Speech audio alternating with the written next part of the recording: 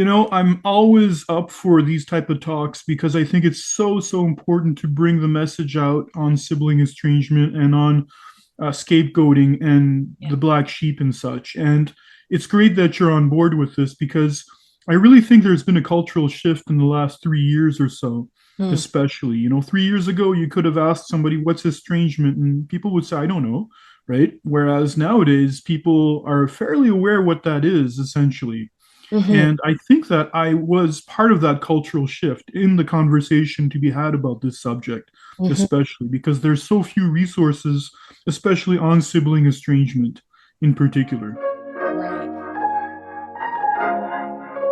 Appreciate it. I have to be Right. honest with you. I've come across your work fairly recently, Okay. and it's just really clicked into a lot of things that I'm doing myself right now, but more Yeah. so on more of a macro scale. So Yeah. it's so interesting how these family system dynamics play out in the family system and then they just become the dysfunctions of the systems at large. So when I heard you, I was like, oh, I have to reach out to this gentleman and see if he'll give me a little bit of his time to talk about this. Well, my name is Ali John Chaudhary. I'm a registered psychotherapist, and I've been doing this work now for 20 years. 10 of those years have been in private practice. And, sibling estrangement is something I'm fairly familiar with, I would say, since a young age. It's something that I've experienced myself and I've continued to experience in adulthood.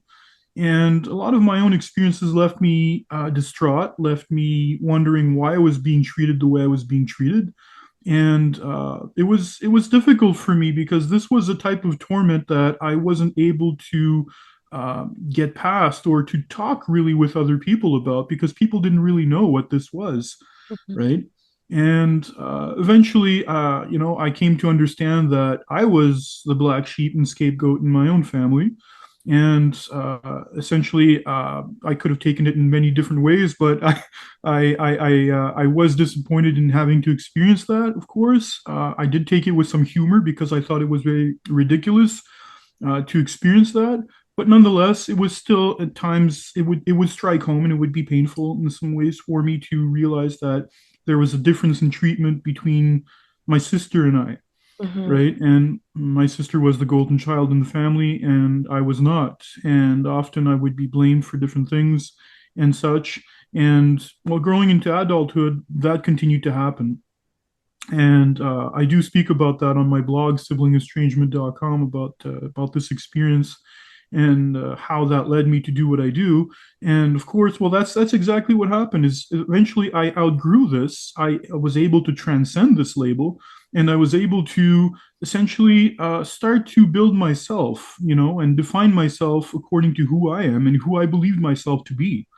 And by doing so, well, I studied, I became a psychotherapist. And again, I think I found the field that is representative of who I am as an individual because I've always wanted to help people since a very young age.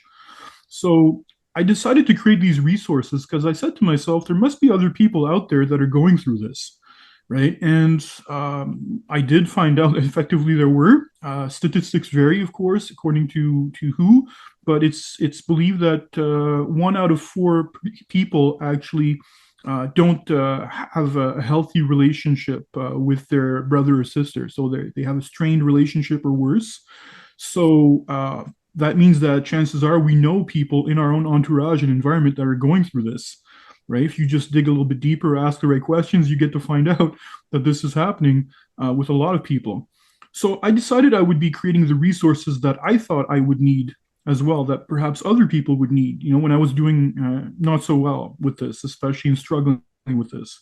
And essentially, well, what I did is I started creating videos, and now I have almost 90 plus videos on the subject. And I think that that's very important that I be able to share this message and to let people know that there is a framework, there is a dynamic involved in this that people can identify and identify where they can get stuck and unstuck potentially. And that's where I come in with this because I offer also a support group online for sibling estrangement. Been doing this for a few years, and you get to really help people feel less alone and more empowered when they experience the group, because a lot of times we keep to ourselves. We don't talk to people about this.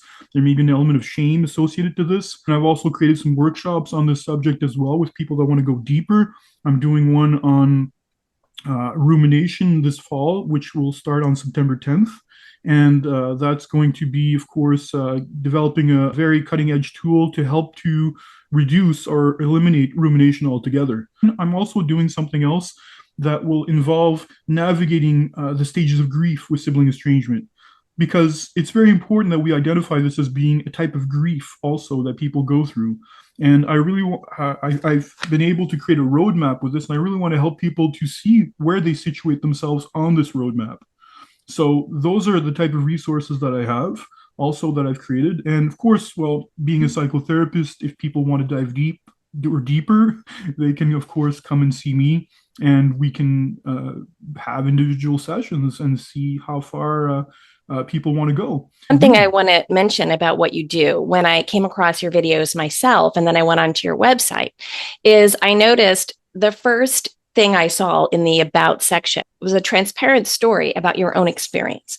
And this is something as a patient myself, having undergone kidney transplant, et cetera, is that I've always found many providers who either have the barrier up where it's just about the hierarchy of the provider and the one receiving the provision from the healthcare provider. But the way that my mind worked is I always knew that my best chance for healing and recovery was if I actually had an authentic relationship with my provider.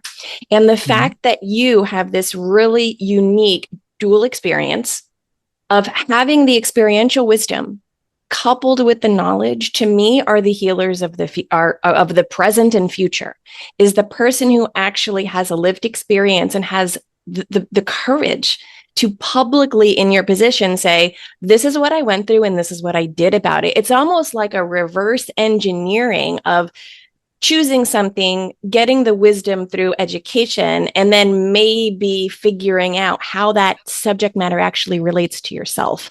So I'm just so excited that we're kind of inverting this in a way where it's like, I've lived this, I've gotten through it, and I've gotten the education. I think that's just brilliant. And I'm just so grateful for your transparency. I'm very happy that you appreciate that as well, because I do think that that's important, that we walk this path. Mm-hmm. And it's one thing when you're looking at it from the outside, but when you're looking at it from inside out, you know, it's quite something, I find. And it does help people to relate to me as well too, because when people see that I've been through it, and that they understand that I get it as well, because I know the inherent pain that this causes, right? The unexpressed potential that we can have with this, right? Knowing that somehow you have something inside that you want to give, or that you want to celebrate, that you want to acknowledge and honor in a sibling relationship, that somehow you can't because the other person's not able or willing to receive that, then yes, it's its own pain. And sometimes people don't realize this because they don't have this type of relationship, right? It's basically a game of chance and the type of family you were born in, right? If you're lucky enough to be in an okay enough family, then you have a reasonably healthy relationship with family members. And I think for the most part, people that have that don't necessarily understand that people that don't have that, what that can be. So I sometimes talk about the concept of being estrangement informed, right? Recognizing what that is, right? How to approach a person going through estrangement and being the black sheep, right? In that sense, and seeing what can be done about that, right? How to address them, and not be looking at them in a judgmental type of way, or like a deer in the headlights type of way if they open up about this. Yeah. Because if they choose to open up about it, it's because they're able to access that vulnerability, and they've chosen you to feel safe with, because they feel that, because they're taking a risk in doing so by opening up.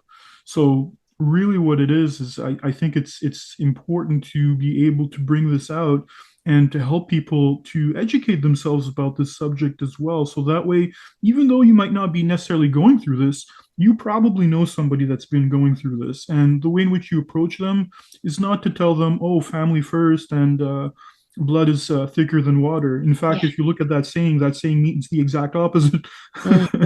You know, so it's actually quite interesting when you get to approach people and you get to see that people understand you and get you. And I often mention this. I think acknowledgement is healing. Just that quality is especially important. To be able to acknowledge somebody else's reality is very validating. So it already breaks isolation. You already feel less alone by being with somebody that gets you, right? And I think that that's important, especially when it comes to this type of path, in kind of waking this up in people and recognizing they're not alone, especially when they're walking this path. So part of that, especially for me, is very important for people that are going through it, but also helping others that are not necessarily going through it, but may know somebody that may experience this. So that way they can at least know how to approach people in a humane and safe way as well. Yeah, for those who are maybe just awakening to the fact that, oh my goodness, I think I'm the black sheep of my family system. Can you really describe what is the black sheep of the family system, and what do we do when somebody first starts to come into this realization of all of these childhood patterns or even adult patterns? What would they do? Sure. Well, the black sheep basically is the person that's directly or indirectly targeted within the family when it comes to problems arising, causing them to be unfairly blamed or judged, right? They can sometimes be the truth tellers in families when members of a family prefer to avoid seeing dysfunctions that the scapegoat or black sheep points out. Mhm. And other times it can simply be the child that's unfavored in comparison to the golden child, and thus offered less praise, opportunities, or positive regard from the parents or their siblings. And when you realize that you're the black sheep in the family, it can be emotionally devastating and saddening that you aren't treated equally as you should, or not being seen and such. So, my recommendation would be first to recognize that your self worth is not tied into how you are perceived by others.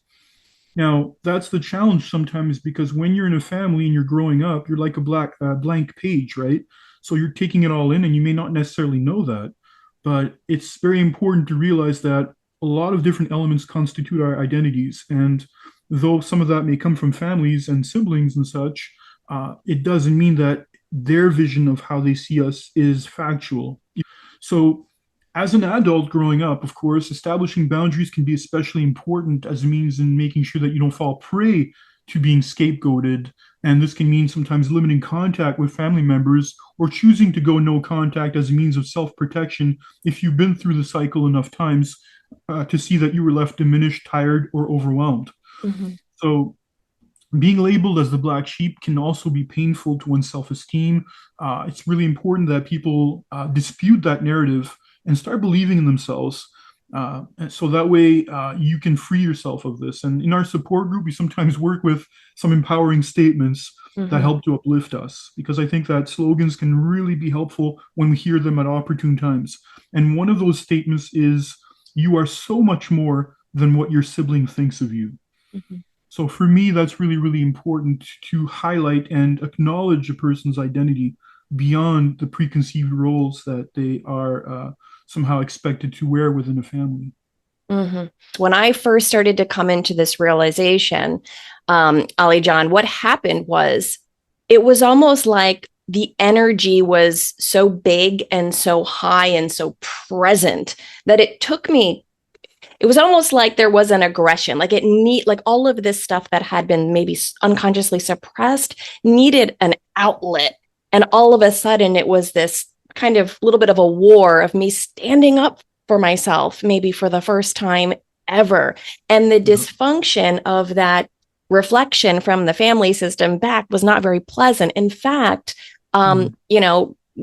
my mother said to me, I don't think she meant to hurt me, but she said, "What happened to you? I liked you better before." Yeah, and that's very interesting, that particular statement, right? Because that it illustrates change, right? Mm-hmm. Something about you changed, Mm-hmm. right? And that was acknowledged in that way, not necessarily in the best of ways, but still nonetheless recognizing that you're not the same anymore in this family system. And once you name it, once you start to identify it, it's kind of like mythical stories, right? There's these mythical stories we hear about where it's like when you name the beast, it loses its power over you, Right. right? So Right. it's kind of the same thing. You have some of these teachings sometimes within myths as well. And this is one of them where when you get to name it and understand it and see it for what it is, then all of a sudden it's like that internal shift starts to happen, right? Where all of a sudden you realize, wow, I've been through all of these experiences and now I have a name for them. Yeah. Now I have a name for all of those marginalizing times where I was made to be felt different and such, and all of a sudden you start to realize, wow, I see this now. And it helps to objectify it because when you step out of it in that way, then all of a sudden you have more power over it because you're no longer subject to it. It's no longer like a tape playing itself out automatically, Hmm. right? Hmm. It's you basically stepping out of it and gaining your power, right? Reclaiming yourself, as they say. So it's so important to go through that because when you're ripe for that change, all of a sudden those pieces start to fit together and Yeah. you're no longer that same person as you were before. What do you do in the sibling estrangement dynamic when you're dealing with the sibling, but you're also starting to realize that maybe one of your primary caregivers had some sort of mental or emotional disorder or dysfunction or Yeah. undiagnosed issue. And Yeah. maybe you start to see that there is some sort of triangulation playing out and it gets a little more complex. What would you Yeah. suggest in situations like that? It's not easy when you have to deal with a parent that has mental health issues and and it's something I've gone through as well too when it comes to this. So really, what happens is that as a child, you can easily become parentified in this type of dynamic, right? So that way the roles are sometimes reversed, where the parent may feel like the child and the child the parent, right? Yeah. Uh, so if you're dealing with, say, a narcissistic parent, for instance, your caregiver who should be protecting you, it can really be mind-boggling when you have to be protecting yourself against the very person that should be doing that, exercising that. So that can sometimes create a sense of conditional love within a family unit based on if you need the parents, if you feed, I should say, the parents' unhealthy ego or not. Mhm. So unhealthy coping mechanisms can arise in such contexts. And I think that oftentimes there's it can be like these types of projections that come up of a person's inadequacies, and that usually manifests through ego defense mechanisms. Mhm. Projection is one of them. Mhm. Denial, splitting, which has to do with seeing the world in black and white, no gray and such. Acting out, fantasy, and so really, what can happen in some of these dynamics is that with mental health is that it can play out that children can be gaslit or treated with favoritism. And kids aren't blind to this, right? Kids may not have the language or the vocabulary to name all of this, but they Mhm. can feel it inside, right? When something's happening or when they see that, say, a sibling is favored over another. Mhm. So, really, on an emotional level, what this can sometimes do is it can manifest sometimes as the inability to make room for a person's personality, and that's really a big one because I think that this is one of the hallmark characteristics of sibling estrangement is people get in these types of power dynamics, and they have to feel that they're somehow in competition or having to somehow survive or try to one up the other person in such an adversarial type of way. Mhm. And that's sometimes really hard when you're going through that in a family and when that type of dynamic is exhibited when people are younger, because what happens is as they grow up, then resentment builds because when people see that there's unfair treatment or you're having to go through adversity and try to survive against another sibling, then unfortunately that can manifest later on as estrangement. And this type of perceived competition can be really difficult because it speaks more about the parent's insecurity than anything else. And I think that uh, lack of conflict management strategies or healthy coping strategies also play into it. I think that that's one of the things that happens with these type of things because usually it's people will fall into avoidance strategies, right? And or go into the default mode of their ego defense mechanism. So uh, avoidance can also be explained by a person's attachment style. So we start to hear more and more now about dismissively avoidant people or fearful avoidant people in terms of their attachment style, and that can also manifest in families as well, or through sibling relationships as well. People wonder, well, why is it that they can't have that contact? Why is it that people are suddenly backing away? It's because of sometimes that particular attachment style that can manifest in a person's life that is based on insecurity. And of course, there's also emotional immaturity that plays a role into it, also as an important factor within families and such. And that can also play negatively in terms of fostering a lack of accountability, right? Oftentimes we talk about the importance in accountability, and accountability often manifests with emotional intelligence through the other person's ability to put themselves in people's shoes and realize what their words or their actions can have in terms of impact. So unfortunately, we see this in some families how some of these emotional or mental health qualities can sometimes be stunted because of their own insecurities or ego defense mechanisms, especially. Yeah. Thank you. That's all very, very informative and very helpful. As you were speaking, and you were talking about if a parental figure has some sort of mental health issue, you mentioned splitting, and I understand this concept. And what popped into my head was I think it's Richard Schwartz, the family system dynamic. I was thinking if somebody does have a mental health issue where they have this splitting, it's almost like children don't embody the emotional intelligence to understand the projection, and maybe these kind of dual parts from the splitting of the psyche are being projected onto the scapegoat and the golden child. So it's like their mind is projecting this inner war and putting it on to Yep. two siblings. Very Yep. interesting. Yeah, and that is interesting when you look at it, right? Because some of these unhealthy dynamics sometimes play themselves out externally, right? Right. And it's true that in any type of relationship, there's a mirroring effect that starts to happen, Right. whether it's a Right. romantic relationship or family relationship, sibling relationship, whatever type of relationship, invariably there's going to be some things that are going to come out interpersonally that will show you who you are. And whether people can take that as a lesson to heed and to become a better person with, therein lies the opportunity. Unfortunately, if people are stuck in their own defense mechanisms, then they will have all sorts of maladaptive ways of dealing with this, right? And unhealthy coping strategies. And I think avoidance is one of the biggest ones as well.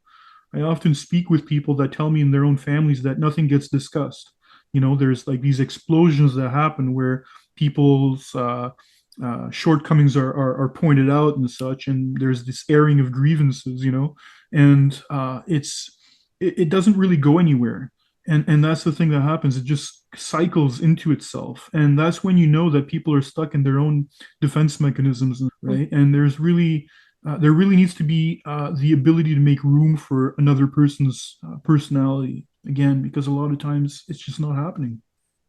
Yeah, everything you're saying is really striking me. I know a common phrase I used to use, and I hear a lot of my friends use in the same situation is whenever I bring something up, it causes disruption and then it's just swept under the rug.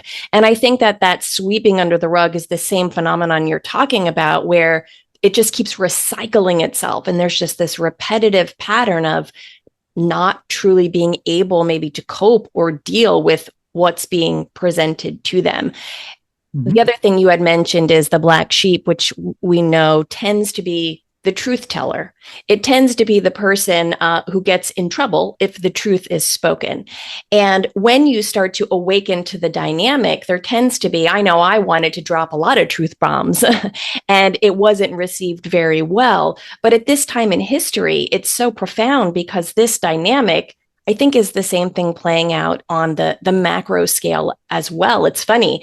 We used to be able to tell the truth and cope with it and have conversation and dialogue around the truth. And now you're seeing, you're called a whistleblower if you're trying to tell the truth about something. So it Hmm. tends to be that black sheep, and especially in the sibling relationship, I've found that this is the person who really desires to tell the truth because there's an innate desire to mend and be authentically close with the sibling. But I've discovered that a lot of times withholding the truth causes me to be uncomfortable, but also saying the truth causes me to be uncomfortable. So I wanted to ask you, is there any way that you can tell us what you've observed and experienced with this telling the truth as so far as repressing the truth? And then how that leads to often in the black sheep levels of chronic stress that maybe the golden child doesn't really feel.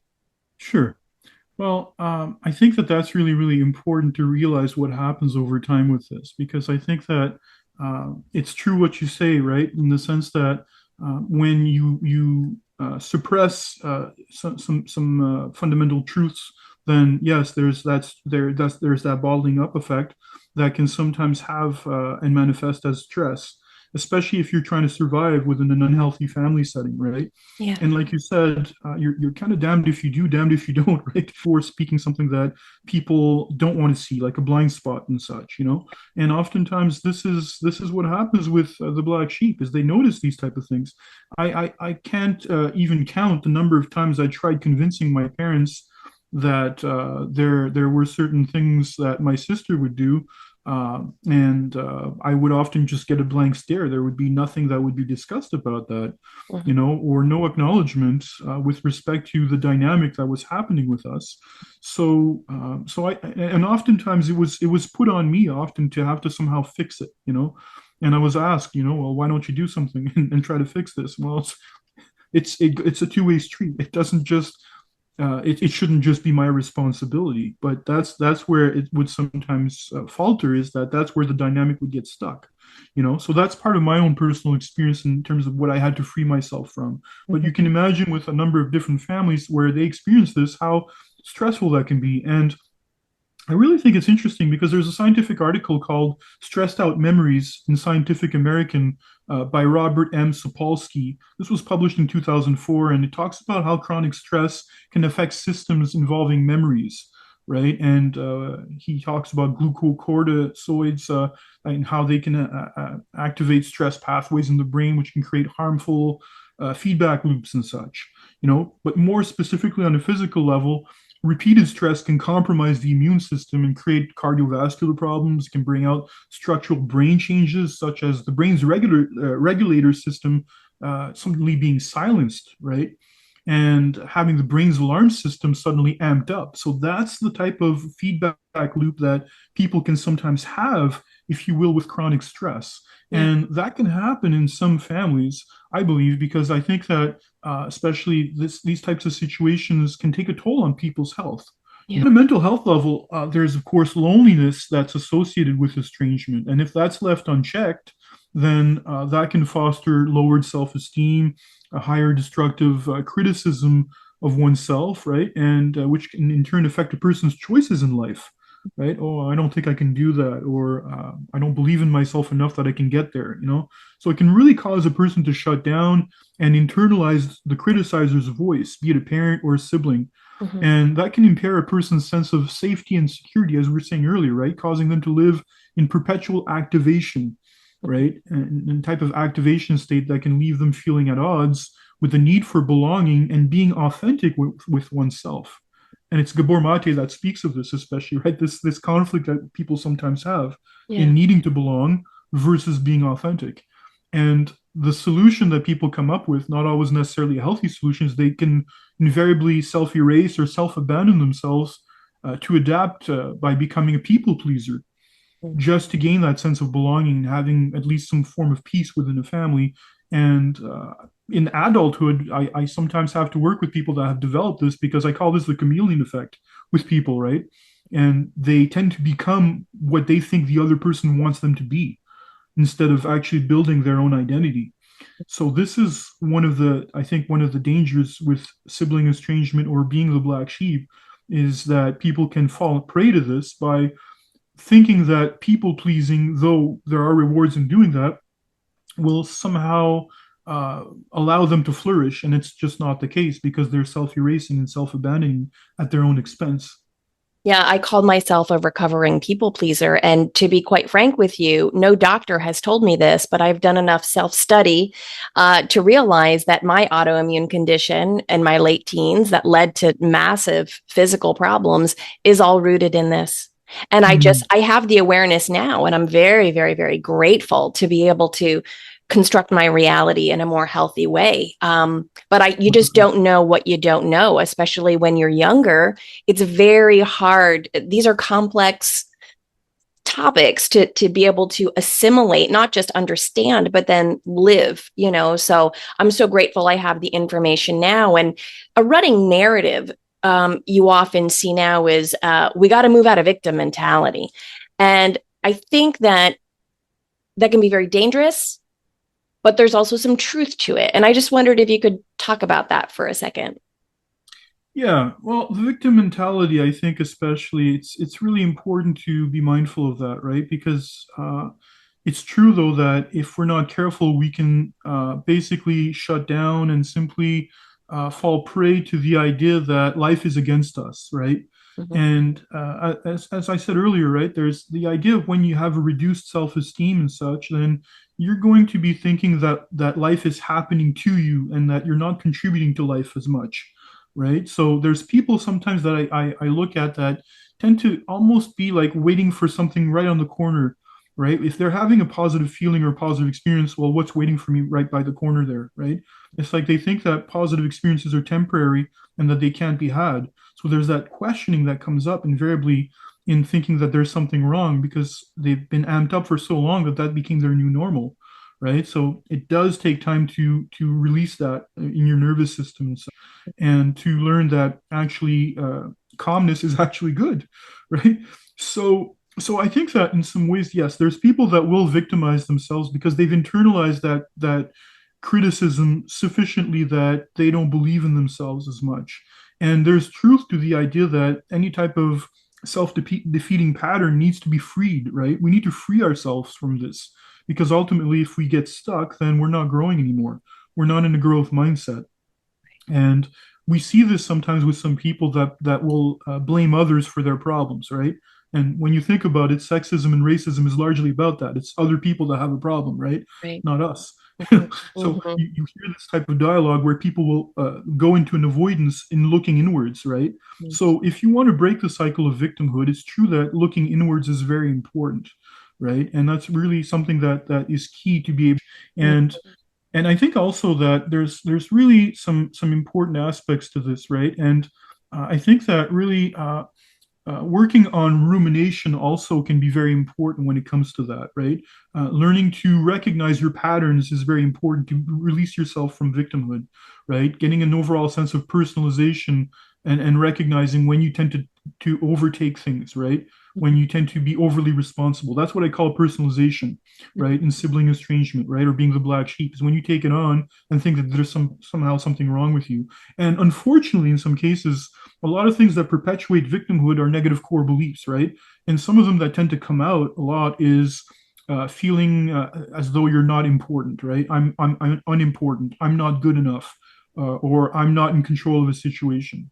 And those are some more common ones that come up. I think that can sometimes perpetuate victimhood if we're not careful. So really, it's about self-knowledge, how to improve your self-knowledge about yourself, recognizing what your triggers can be to be able to release that and to be able to transcend essentially that type of victimhood. Because a lot of times with sibling estrangement, there's a sense of incompleteness with any type of estrangement for that matter, Mm-hmm. right? You're not getting the answers for why things are the way they are. Mm-hmm. Or if you are, they're often finger pointing you and blaming you and such, and often that comes from a position of an ego defense mechanism. So a lot of times people don't have those answers, so they're walking around with incompleteness. And what do we do as people is we try to complete that narration in our brain. And unfortunately, this is where personalization comes in, is people take that on, and you can see how that can cycle into negative core beliefs if left unchecked. So changing how we see ourselves by adopting a new narrative about who we are outside of what our family thinks of us is really important, right? And that can help to promote healing and harmonization, right? Mm-hmm. Learning to shift what role family plays in our life, right? By rejecting society's family first message, because some families just aren't benevolent.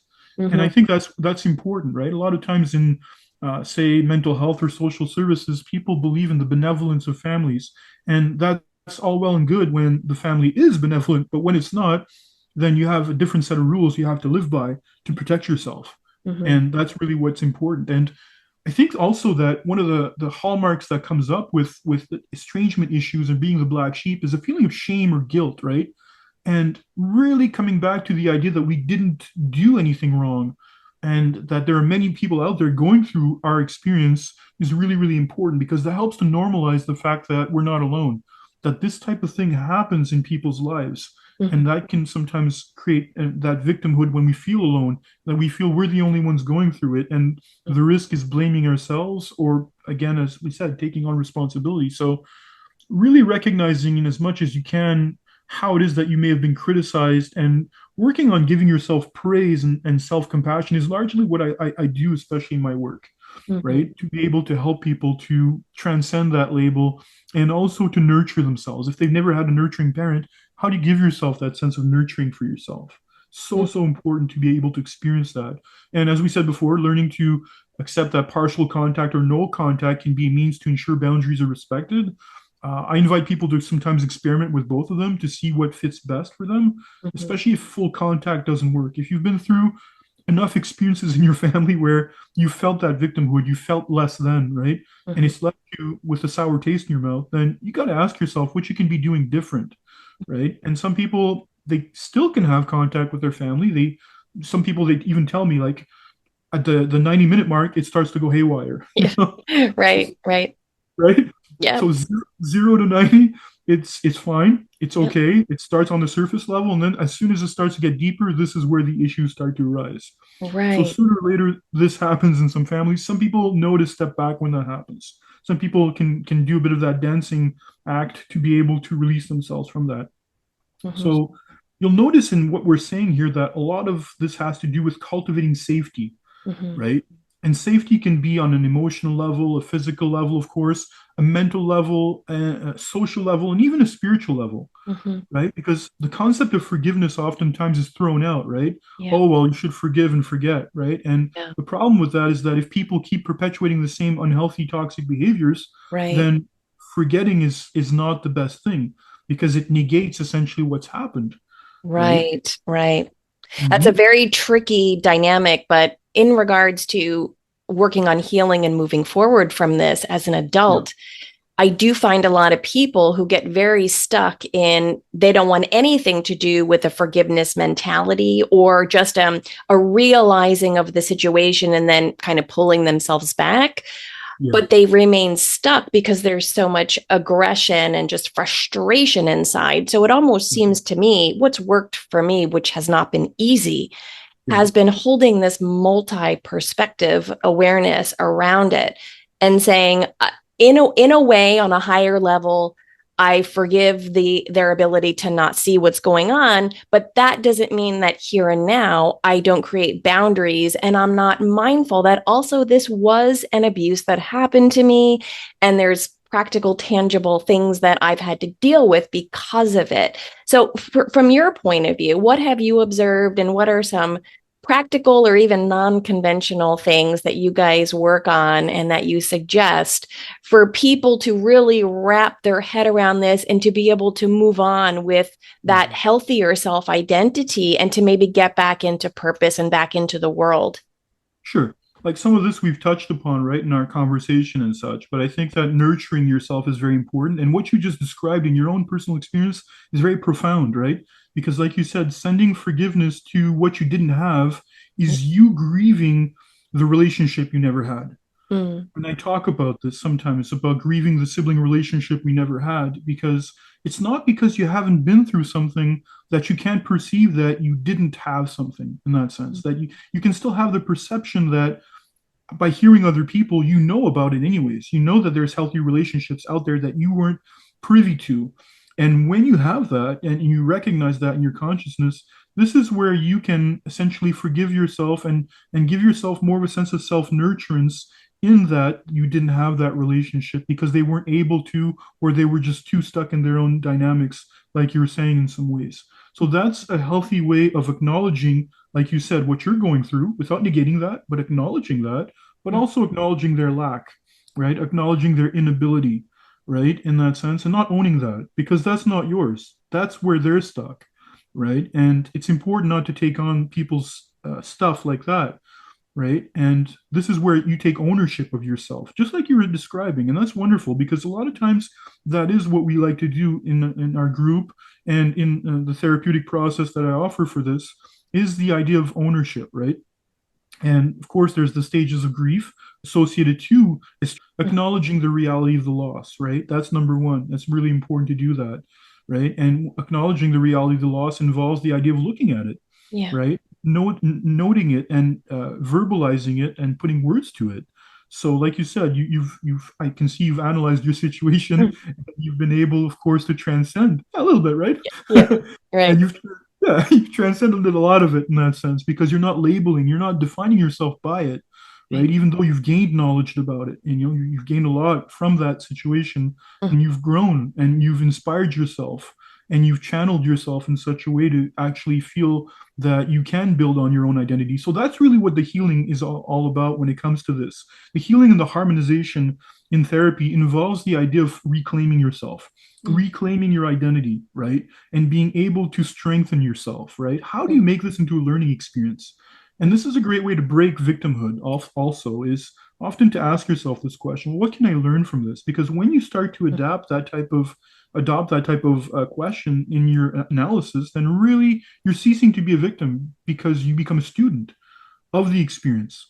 And Mhm. all of a sudden, you start to gain wisdom from that. And then that starts to influence your choices in the future Mhm. because you start to build that future self that will not be standing for that anymore. And you're going to be making different choices. And this is where the breakthroughs start to occur, Mhm. right? And Mhm. I've seen some people, for example, that have actually made conscious decisions where some people's defense mechanisms in their families have been to just go inside of themselves and basically freeze. They had like a freeze response Yeah. or a numbing response Mhm. in some cases. Mhm. So in that particular instance, I remember having worked with somebody where she was able to have actually put that boundary with their parents and make that she wouldn't call them. And that was a big step because a lot of times these types of dynamics sometimes create dependency, right? Especially when you're considering a parent that is narcissistic. They will create that dependency. They Mhm. want you to make them feel better, Mhm. right? Mhm. So in that way, you're kind of stuck in that until you're not. And when you start to experience a sense of strength in your identity, then you realize it's not your role and that you're not standing for certain things. And all of a sudden that reflects in your choices. And all of a sudden you become okay with that Mhm. because that's your truth that you're expressing. To anyone that has lived this or has gone through this, you Yeah. know the depth of complexity required in your ability to reflect and diligently check in with yourself every day to be able to navigate this because it is very, very difficult. One thing that helps me, one of my coping mechanisms, healthy ones, has been I tell people that I've learned by contrast. So, and it's not like I didn't learn by getting the fluffy story, but I learned by what I didn't get. Other thing that I do daily is I make sure that I'm telling myself the truth and I check in. Am I telling myself any repetitive stories that are keeping me locked in an illusion or in a lie or in like a disempowering story? Yeah. It's challenging. It is, and you're right in how you express that because I've seen this also with other people where people have asked themselves how they can learn from their experience or from an unhealthy parent, for example, Mhm. right? And what you say is very true. You learn what not to do, right, with unhealthy parents. They Right, give you a role model as to what not to do in your choices and such. right. And that's very powerful because you get to essentially dissociate yourself because you already know that that's not healthy, Mhm. right? And you Mhm. can sometimes know that from a young age, Mhm. right? And sometimes you don't quite know what to do, but you can also realize very early on that that's not going to be your role model. And by the choices that they make, that can be something you want to step away from. And Yeah. that can also happen with siblings as well, right? That sibling is not going to be that big brother or that big sister or the person you want to look up to in that way because of that. Right. Talking about the sibling and the parental dynamic and what you experience growing up as a child and having to, if you're the black sheep, maybe reparent yourself and kind of go through this process towards healing and kind of nurture yourself, find your own inner mother, inner father, kind of reclaim these healthier energies. The more I've committed to my healing process, it didn't just stop when I found that I had this kind of understanding of my sibling estrangement and kind of putting the story together of where this came from and working on my own healing. I continue to do that daily. But the more I still commit to this sort of behavior, I see this play out in the government, in our modern day systems. It just seems like the micro becomes the macro. And I think it's so powerful for people that are in the black sheep dynamic to gain the awareness and to really commit to this work, because I think that these individuals develop a very keen eye to be able to see poor, unhealthy behaviors play out in systems. And sadly, I think we've gotten to, we're amidst all of this change, and we've gotten to a place where I think our world can't really hold any more deceit. And Hmm. I think it's important, if somebody has found the courage to be truthful in themselves and in their own family, that maybe they can be kind of change makers for the future too. This is great what you're saying, because it adheres to that saying by Gandhi, right? Be the change you want to see in the world, Right. right? And I love that saying because it's true. It starts with us, Yeah. right? It Yeah. starts with who we can be. And oftentimes when people get distraught with regards to what's happening in the world, I often bring them back to themselves, right?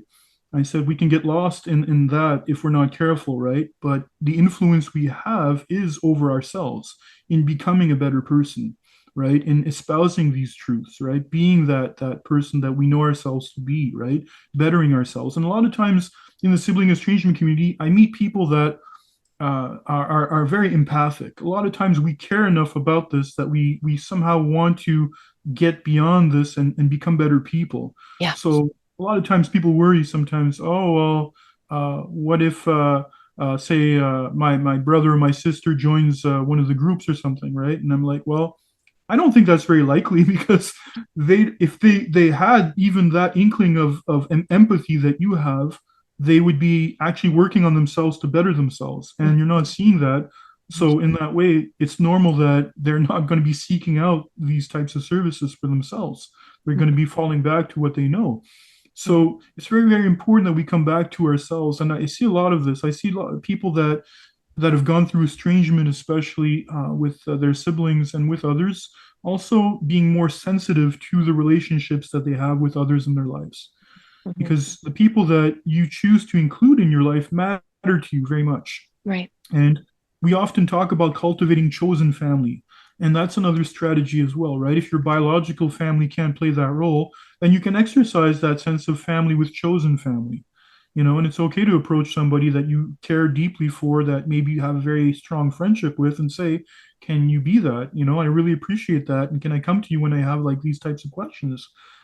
Is that okay with you? And you can affirm that either informally or formally, and just enjoy that, because when you're seen and when you're heard and such, and when you feel that you're able to be yourself, when your nervous system feels appeased with the people that you're with, then you know that that's what is healthy for you ultimately. And I think that's important, right? Shared values also matter very much. But I was reading this actually I saw this passing on social media, and every now and then you do have some profound truths that actually Mhm. come up. Mhm. And this was one of them that I really liked, right? And if you feel you have these three qualities: shared values, Mhm. the idea of being seen and heard, Mhm. and getting the sense that your nervous system is appeased when you're with somebody, then that's a good person for you, Mhm. right? Mhm.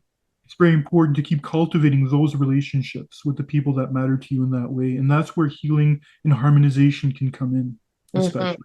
Yeah, that's wonderful. I hear a lot of friends, female friends particularly, who maybe have labeled themselves in the past as being an empath, and really kind of understanding how this all interweaves together, and how they're very, very sensitive, and they feel that they're actually picking up or absorbing feelings of other people. And for me, this has been something that I've had to be very deliberate at creating boundaries with because of my particular situation.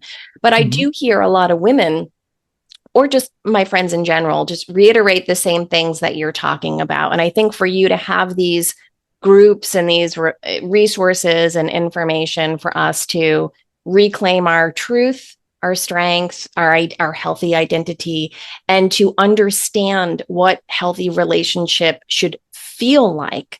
That's another thing. A lot of my female friends will say, oh, I was always attracting another narcissist because I'm used to that survival of avoidant attachment, like this dysfunctional relational pattern, but they couldn't quite understand, like, why do I keep dating this kind of guy? And it's because we're not really aware. The nervous system isn't attuned to what healthy relating is. And you're absolutely right. I've experienced this. It's so wonderful to be in the Mhm. presence of somebody who has nurtured themselves to the degree where they're in a state of health and empathy, or just somebody, maybe from your soul tribe or someone, in that kind of dynamic, because it's like, I water you, you water me, we both grow. And it's such a different sensation than just somebody looshing off of your energy, or being that energy vampire, as they call Yeah. it. And you just feel that you're giving and giving and giving and just being drained constantly. You're right. And I think that's so important, right? To be able to be mindful of that. And like you said, we can take on stuff that's not ours, right? And we need to be careful about that, Mm-hmm. right? And I think that oftentimes what happens with some people is that they like this emotional intensity somehow, and Yeah. they can confuse that with attractiveness. It can feel Mm-hmm. exciting, right, in a relationship with somebody, right, to have that. But the problem with that often is that the nurturing qualities and the emotional intelligence is not always necessarily there. Right. And I sometimes say this to people, yeah, yeah, when I know of contentious people, I say, well, it's great when you get along with them, when you agree with them. It's Yeah. when you don't agree with them that all of a sudden you get to see what happens. How do they handle conflict, right? How is Exactly. it that somebody can manage that? And this is where you get to learn about a person, especially, right? Mm-hmm. And a lot of times, people are blinded by love, and they think that somehow that fairy tale is going to be true and is going to continue in that sense, and that the person doesn't have any flaws. But sooner or later, you get to see that when you sit long enough with somebody, you get to see that. And if you're always in survival mode with somebody, if you're always on edge in that way, it's important to realize that calmness is a good thing. Yeah. Right. And if you Right. have calmness with somebody, that you can feel, that you can have that feeling where you just let go and you can just be yourself, Right. then that's really important. It shouldn't always be on the edge of your seat. And Yeah. I think that's one of the things that happens. And I was working with somebody that actually had to release a friend of theirs from their entourage because this person was constantly making these types of choices. Mm-hmm. Dating questionable people that were going with dangerous lifestyles and right, illegal things, and you're wondering, why are you making these choices? And I was able to validate that choice on his part because he didn't want to have, like you were saying, that contamination effect, right? And Right. if you're with people that are like that, then sometimes their life choices may start to impact yours, right? Right, right. Yeah, I love what you're saying, and the contamination, environmental effect. That's something that I've experienced as well. Is if I put myself back into these unhealthy environments, it's almost like I have to numb myself out to a degree to feel like I can survive in the environment. And it's almost like I can see how people would forget who they are in particular environments, because it's almost like just an environmental kind of biofield contagion or something like that. So that awareness is really helpful. And I'm curious, if we have this awareness towards healing sibling estrangement and issues with parental dynamics, if we would focus on that, if it would minimize the relational play out dynamics later in life with partnership and friends as adults, if we would just say, let's just not talk about that, let's talk about your family and your sibling relationships, like if we start there, if that would ripple out into naturally more healthy relationships, rather than people just going through unhealthy relationship after unhealthy relationship, not knowing where this is rooted in. Yes. Yes, I agree with you. I think that there's a reverberation effect that starts to happen with this. So whenever you're experiencing change in your life, then yes, that change will invariably happen in other areas, right? Concentric circles, right? So it will Yes. always happen, and that will affect how you see yourself as in your choices and such, elsewhere as well, because what's healthy for you starts to be enacted within your very beingness and who you are as an individual, right? And that's when you start to experience that sense of expansion. A lot of times when you're experiencing healing, you get a sense of expansion, certain sense of lightness. You're not having to deal with certain things anymore, or taking them on anymore. And it's a wonderful feeling because I see this also with people that I do trauma work with, Mhm. right? When they free themselves from that negative core belief, all of a sudden there's expansion. There's the idea of reclaiming yourself, getting your life back. All of a sudden being able to be well with yourself and being optimistic, right? So a lot of times you get to see the changes that start to happen where overall you become more inspired by your life. And that's really one of the changes that starts to happen when you reclaim your identity amidst sibling estrangement. And a lot of times this is what I talk about. Yes, we expose ourselves to different things, different concepts, but there's always a silver lining. There's always something positive in this because it can be a growth mindset that basically we start to build off from once we start to heal, once we start to harmonize ourselves and free ourselves from what's not ours. Mhm. Yeah. Mhm. I have to just say thank you so much. I know that the psychology, the field of psychology and psychotherapy is a little bit under attack at the moment. And I can kind of understand why, because there's a lot of outdated paradigms all over the place that I think are trying to break down and build anew. And I just want to thank you again for your wisdom, your knowledge, your resources, and that you're willing to be truthful about your own experience and why you do what you do and who you are. And can you just tell everybody again where they can find you? Yes, people can reach me at siblingestrangement.com. I have my website and blog there with informative articles on a variety of different topics that are covered, and I give very practical advice. And you'll have information about some of the workshops that I do. I'm starting on September 10th, the rumination workshop on getting beyond rumination and creating a tool for change. It's a very cutting edge tool that I've developed and that I haven't seen being practiced in the sibling estrangement community. So it's very important that people can have access to that because I've seen some amazing effects with this as well. I also will be doing a workshop, a two-session workshop on navigating the stages of grief with sibling estrangement. Very important to name this. And I actually based this off of one of the articles I wrote where I did actually modify some of the stages of grief that were presented and applied them to sibling estrangements because it needed to be done because there was nothing else out there about this.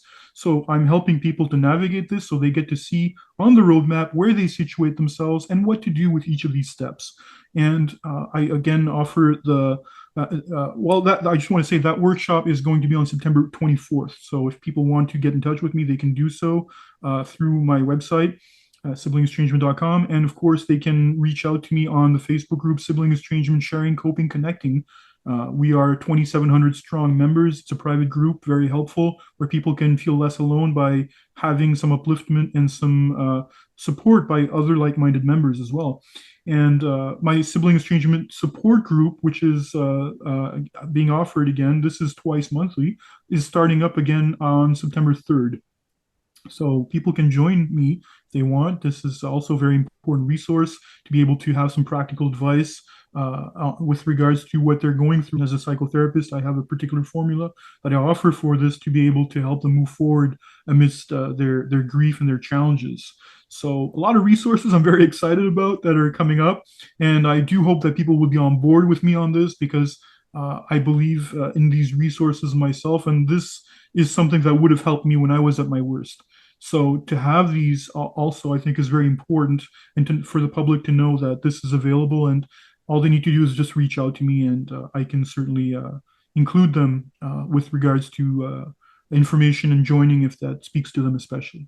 Wonderful. Thank you so much for being with me today. Absolutely, this has been a great talk, Stephanie.